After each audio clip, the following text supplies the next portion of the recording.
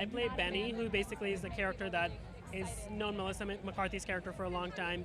And he basically, once the Ghostbusters get kicked out, without giving too much away, when they get kicked out of their first home base, he helps them find like a new place to set up the headquarters. And throughout the movie, he's pretty skeptical that they're actually doing anything real. And then by the end of the movie, he's a believer of ghosts and of the Ghostbusters. I do. I actually had a paranormal experience last week. Last week, yeah, in London. I was working on a TV show in London, and we were shooting. There's a lot of old buildings there, so there's a lot of ghosts, I guess, in London because of that. But I was working in this very, very old house, and after the fact, someone told me that someone was murdered there, and I think that's what I experienced. But I took a nap, and I had this nightmare where someone was drowning me, and I couldn't breathe, and I couldn't get back up. And apparently, everyone who was around me when I was sleeping said that I was chanting weird stuff and like making heaving noises. I don't remember any of it. I just remember like it being really spooky. And then I woke up and I was like, I had a bad dream.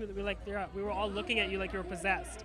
And then someone walked by very casually and they're like, yeah, someone was murdered in this house. And I was like, let's get out of here. What are we doing? Yeah. Last question. Do you think that Hollywood should remake other male-centric films with all-female casts? Yeah, I think if it's the right project, it should. I thought this was the right project because when the original Ghostbusters was made, it's so amazing. I just watched it the other day. But there's something about technology having improved so much that now this movie can add another layer that like wasn't there in the original. So it made sense to kind of like bring it up for like a new generation. Because I feel like everything's getting remade now. But I think there's a lot of things like that which the technology just wasn't there when they were made to make them even better than they could have been. So I think for movies like that that are special effects driven, I think there's so much you can do with 3D and all that stuff that is really exciting.